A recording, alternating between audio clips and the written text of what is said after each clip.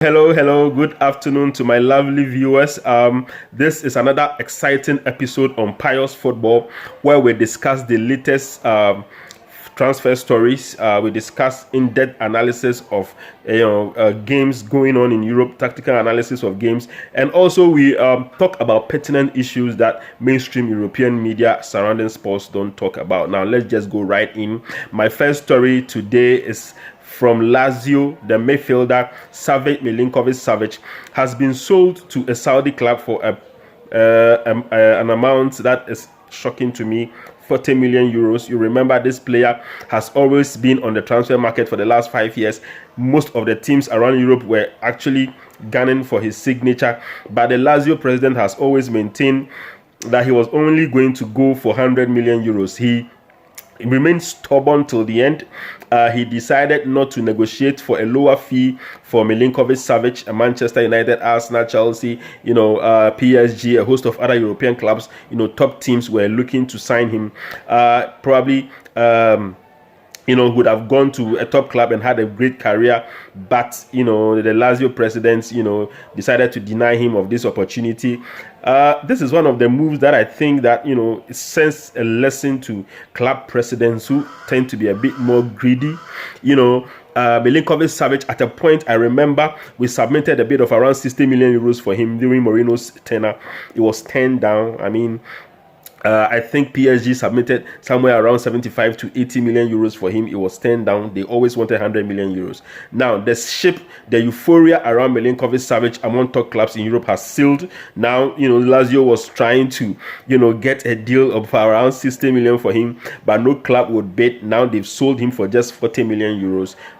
They are actually lucky they got 40 million euros for Milinkovic-Savic, because last season he had a very average season, although he has some injuries to contend with. Now, it's rather unfortunate that Savic is out of Europe and gone to the Saudi league, followed the the money to Saudi, but let's see what becomes of his career. But to me, I think it's a great disappointment. He could have been one of the best box-to-box midfielders in Europe going forward, but now he's in, playing in Saudi Arabia at the age of around, I think, 29, 30 years. Now, it's very unfortunate, but let's see what happens with that move. Now, also, I like to talk about Liverpool. They came back from preseason. They came back for preseason this afternoon. A lot of players are reporting. Klopp came in yesterday. And they are looking to reinforce their defense. Liverpool struggled last season, so they are trying to bulk up. And one of the options that was available to them, as I said earlier on in one of my episodes, was Levi Colwill, who was on loan at Brighton by a Chelsea player. Now, Chelsea are unwilling to sell this player, so Liverpool has gone to look for a replacement in Portugal, and they are looking at Benfica is Gonzalo Ignacio. Now, this player was also a target for Manchester United for some time. He's a left-footed center back, so the coveted role of the left-footed center back, which has become very important in team plays these days because of the philosophy of playing from the back. A lot of the team managers want to have a center back who can play on the left as a left-footed player. So getting a left-footed center back has been a very difficult option for managers across Europe, so they are in high demand actually. So Goncalo Ignacio is one of the options that United looked at under Ten Hag before we went in for the Argentine midfield defender. So Liverpool are now looking at Goncalo Ignacio as an option if they are unwilling to, if they are unable to get Levi Colwill from Chelsea. So, he's a good player. He's, I think, 19, 20 years old. He'll be 20 years this year. I watched a few clips of him somewhere last year when we were looking for him, and he's very good. He's very good on the ball. He's very comfortable defensively. He's also very tight. You can't get the ball past him. His numbers are good. He's also good in the air. I saw a couple of headed goals in one of his clips that I watched. So Goncalo Ignacio to Liverpool, I think, will be a good deal for Liverpool. To have him beside Virgil van Dijk would be good for Liverpool. Although also I think Matip is also there to challenge him for the starting bed. But I mean, if you spend maybe 60 million euros on a defender, probably he's going to start. So fingers crossed for that move. It's going to be an interesting move for me. I'll be watching closely to see whether Ignacio will make that move. Now, also, I would like to talk about a new signing for Tottenham. They just announced on their club website that they've signed Manu Solomon. Now, Manu Solomon is an Israeli talent. I mean, you don't usually hear Israeli players in the market, but this guy is really good. He's 23 years old. They got him for free, I think. He was playing for a Ukrainian, I think, is it a Ukrainian club? I think Shakhtar Donetsk, yeah, if I'm correct. He played for Shakhtar Donetsk. But, you know, during when the war in Ukraine began with Russia, FIFA allowed foreign players to leave the country. So he was sent out on loan to Fulham last season. I watched him against Manchester United in the FA Cup. He was very good. He had a good season with Fulham. So I think that was what, you know, made the scouts at Tottenham, you know, highlight him for a possible transfer. And the new manager, you know, who came in from Celtic, Postecoglou, is actually interested in having him. So, I mean, the deal was done quickly, and he's signed for Tottenham Hotspur. He scored a couple of goals last season. He had a very tough start from the beginning, but, you know, later in the year after the World Cup, you know, from I think February to March, he had a couple of, you know, very good performances that really highlighted his star, you know, quality. He just needs to work on his goal scoring, but I think that his pace, his strength, I think his decision making are very good. So, Manu Solomon to Tottenham Hotspur is a done deal. Now, it looks like they are trying to make sure that Son Heung-min had a very not good, not bad, but average season last year. So they are trying to get a replacement for him just in case. So I think Manu Solomon to Tottenham is a very good deal, especially when he's coming on a free. So yeah, good move by Tottenham Hotspur. Now also, I'd like to talk about a player that many people haven't really looked at.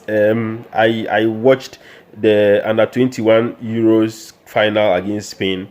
I wanted to have a feel about the England team because they are probably going to be the future of the England squad. And one of the highlights of the talents that I watched was the goalkeeper, James Trafford. Fantastic chap. He saved a very good penalty and at the death, and that probably handed England their win over Spain.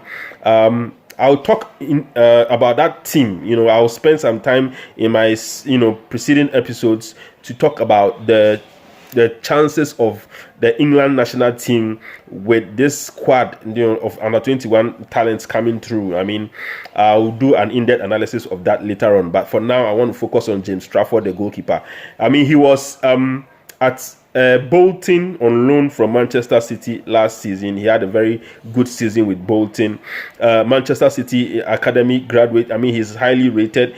Guardiola is actually a fan of him, and he actually, made a statement about him on one of their club websites about future of City goalkeeping. But I think for now, he's made a move to Burnley. I mean, Burnley is managed by Vincent Kompany, who is a sort of a student of Guardiola. So I'm sure Guardiola is just helping out a former student right there to settle in the Premier League. So he's made a £90 million move to Burnley.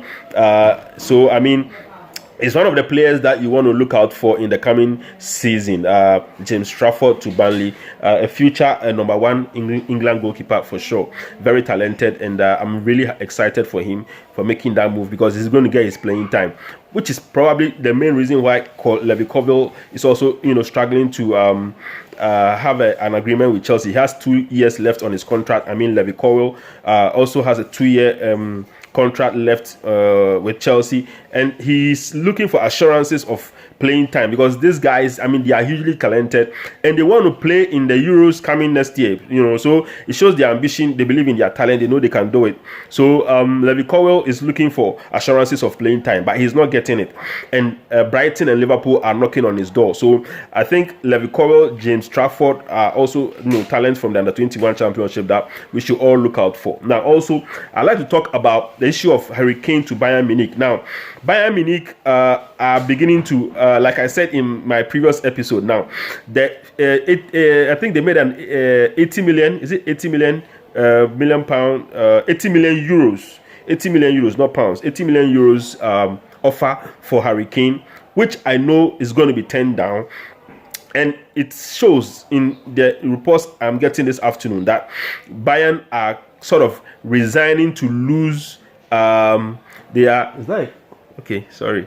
The Bayern are resigning to lose Harry Kane, and they are planning to have him for a year. Next year, actually, they are willing to wait for a year to have Harry Kane. Daniel Levy wants 120 million pounds. That is about 140 to close to 150 million euros, with a player who has just 1 year left on his contract. It's crazy, you know. Daniel Levy wants 120 million pounds. Bayern Munich obviously are not going to pay that amount. So, I mean, it is good that they have resigned themselves to the understanding that they probably have to wait for a year, which is what Manchester United knew from the beginning and decided, no, we'll probably wait for a year. If Harry Kane wants to stay in England, then Manchester United will be an option. Otherwise, they will have to look for his team. Will have to look for an option elsewhere. I mean, he has offers from PSG. He has offers from Bayern Munich, and definitely an offer from Manchester United will be there waiting for him if he is a free agent. So the ball is in the court of Harry Kane if he wants to, you know, do what he wants to do with the 1 year left on his contract. He has a contract offer from Tottenham on the table. They are willing to increase his salary from the £200,000 he is taking a week to somewhere around £250,000. So I mean, let's see how that goes. Will Harry Kane stay at Tottenham, or will he force a move to either Bayern Munich or PSG? Because I know Manchester United are in no position to bid for him because of the financial fair play that we are trying to evade to avoid trouble with UEFA. Now, going forward, I'd like to talk about Florent Balogun to AC Milan. It's a rumor that is, you know, beginning to, you know, surface. I heard about this rumor somewhere 2 weeks ago, but I wanted to be sure if it was concrete enough. And surely I've been able to see a lot of information that, you know, proves that it is true. Gianluca Di Marzio, I think Gianluca Di Marzio, the Italian journalist, also made that, you know, assertion this afternoon that Balogun is looking to make a move from Arsenal. I mean, he's told Arteta that he is unwilling to go on loan again. He's not going to go on loan again, and he wants to play. I mean, you know, he's 21 years, I think 20 years. He scored 23 goals for Stade Reims in France last season. Very influential in their, you know, push for top 6, you know, in the French league. So I mean, Balogun wants to start his career. He wants to be playing every day. So if Arsenal are not going to offer him the playing time that he needs, he wants to leave. And so it's up to Arteta. They will be taking him on preseason.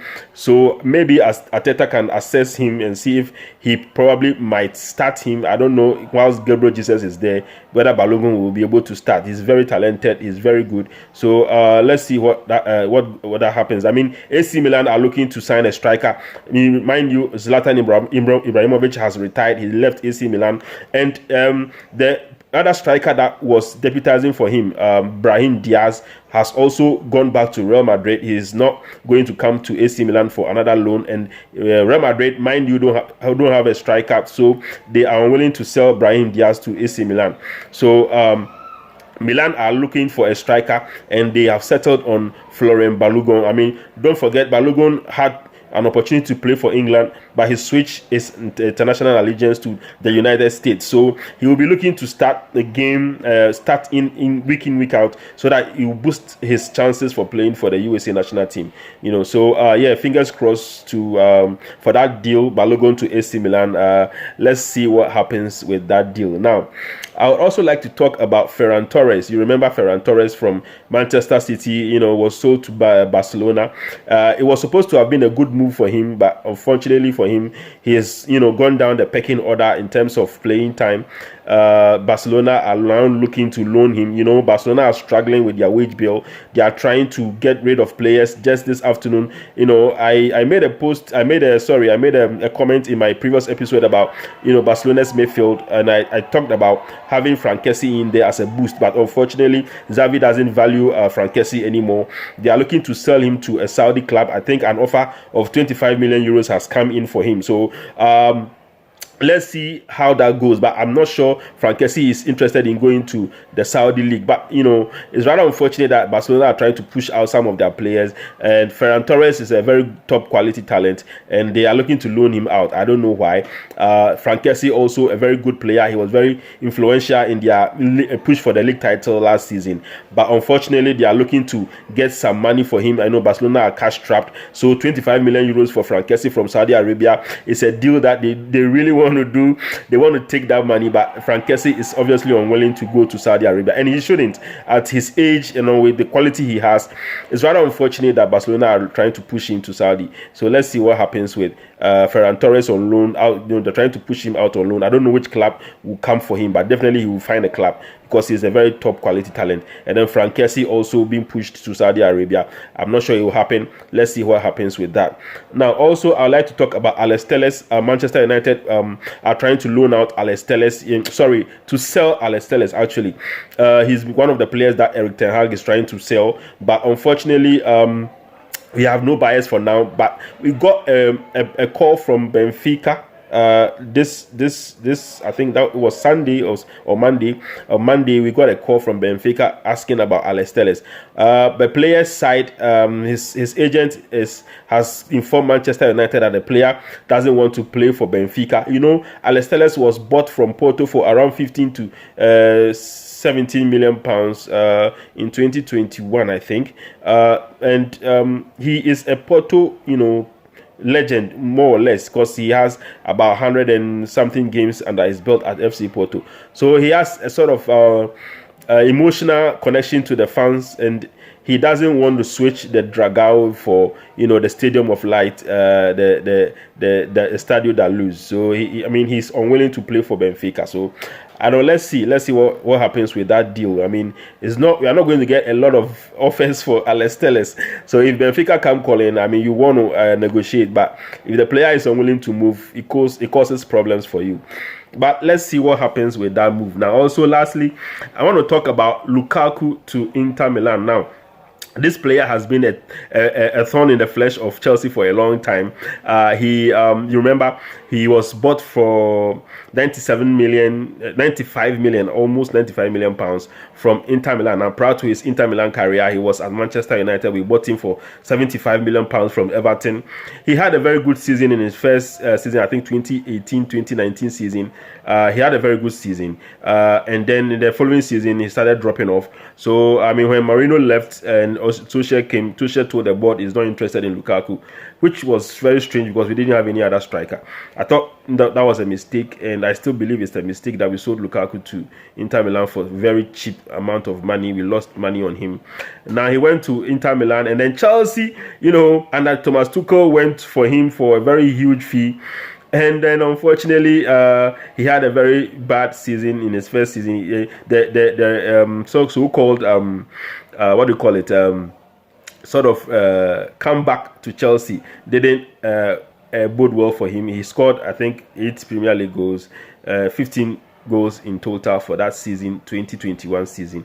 And so, I mean, he was loaned to Inter Milan, and then that's been the problem with Lukaku. He always wants to play for Inter Milan. He has sort of struck a connection with the fans. You remember when he came back on loan, he had that disastrous interview with Sky Italia where he talked about his love for Inter Milan, and that got the Chelsea fans really angry, and they wanted him out of the club. And that has been the story of Lukaku, always trying to, you know, get Inter Milan on his side as against Chelsea. Chelsea has tried to, you know, get him to Saudi Arabia. An offer is there. He's unwilling to go to Saudi Arabia, and I think he shouldn't. I mean, he's 28 years old. Why should he go to Saudi Arabia? So I mean, he just played in the Champions League final. So I mean, it's good that, you know, he wants to play in Europe, but, you know, Inter Milan don't have money now. Every part of that deal depends on, which is kind of very funny, but every part of that deal depends on if Manchester United will pay the 60 million euros that Inter Milan are asking for Onana. Now, Inter Milan are waiting for that money, the 60 million euros from Manchester United, to, take part of that money, that is 40 million euros, and use that as a sort of bargaining chip to go and get Lukaku from Chelsea. Now, they initially submitted 30 million euros. Chelsea got angry. They threw that bid outside somewhere because, it's an insult. But, if they can make a deal of 40 million euros plus add-ons, I'm sure Chelsea will probably consider that, looking at the fact that Lukaku is unwilling to, go to any other club. I think Lukaku is not being professional here, in my own opinion, because Juventus are actually looking for Lukaku. They are willing to bid more than, what Inter Milan are willing to pay at the moment, but Lukaku doesn't want to go to Juventus. Like I said, he has this sort of weird emotional connection with, for the Inter Milan faithful. Although it was a loan move. If you're a player on loan, you shouldn't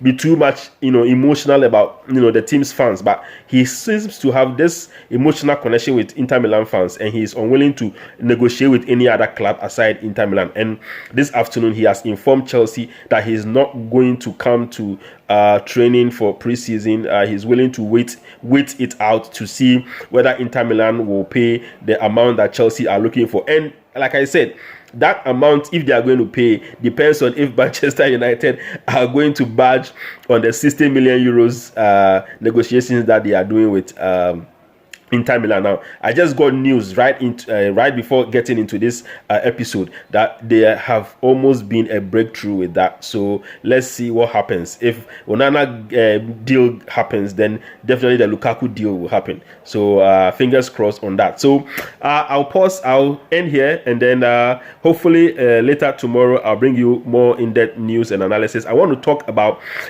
Israel's growth, the growth of football in Israel is something that I want to talk about. The under-20 championship in Argentina, and also a lot of their professionals are making some big moves. I want to talk about what is happening in Israeli football, and also I want to talk about Lukaku's deal and Onana's deal and everything, the Harry Kane bid and everything. So I'll bring you more in-depth analysis and news going forward. So for now, I would like to say that don't forget to like the video and subscribe to my channel, Pious Football. I'll see you again.